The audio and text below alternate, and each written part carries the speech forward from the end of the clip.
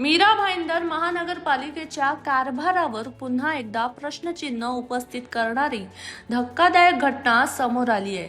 Mira road येथील स्मशानभूमीत अंत्यसंस्कार सुरू असतानाच स्मशानभूमीतील चिमणी अचानक कोसळली। सुदैवाने ही चिमणी उपस्थित नागरिकांच्या अंगावर न पडल्याने मोठी जीवितहानी टळली आहे। मात्र या घटनेमुळे अंत्यसंस्कारासाठी आलेल्या नागरिकांमध्ये भीतीचे वातावरण निर्माण झाले।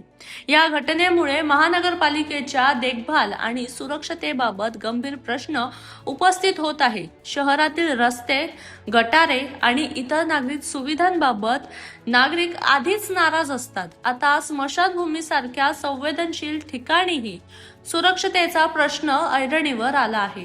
या प्रकरणाचा महाराष्ट्र नवनिर्माण सेनेने आणि शिवसेनेने तीव्र निषेध करत महापालिकेच्या निष्काळजीपणावर जोरदार टीका केली।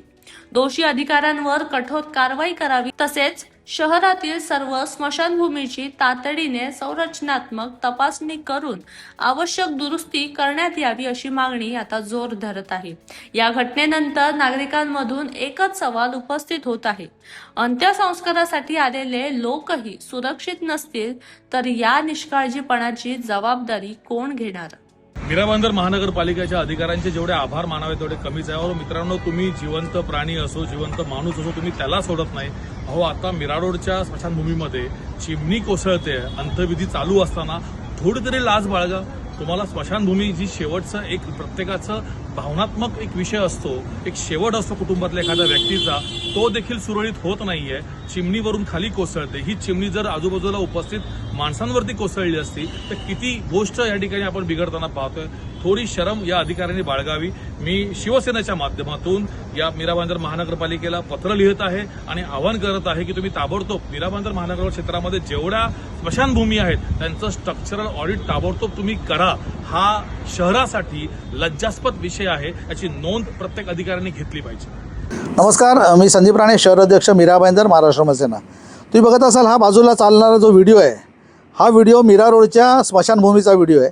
स्मशानभूमीमध्ये एक सिंगारे म्हणून होते, त्यांचा एक डेड बॉडी होती, ते विधी करण्यासाठी त्या ठिकाणी गेले असता त्या ठिकाणी वरून बघायला चिमणी पडली खाली।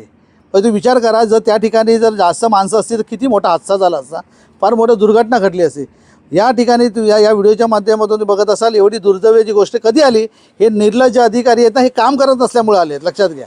हे निर्लज्ज अधिकारी, आयुक्त साहेबांना मला कळकळीची विनंती आहे की ह्याच्यावर कायदेशीर काहीतरी फौजदारी गुन्हा दाखल करा। व जिवंत माणसांना तुम्ही सोडत नाहीत, मेलेल्यानंतर तरी त्याला शांती मिळावी म्हणून काहीतरी चांगलं काम करा। त्या ठिकाणी मीरा रोडमध्ये कूलर नव्हता, कूलर 6-6 महिने नव्हता। त्या ठिकाणी महाराष्ट्र नवनिर्माण सेनेने आवाज उचलल्यानंतर तो कूलर लागला, लक्षात घ्या।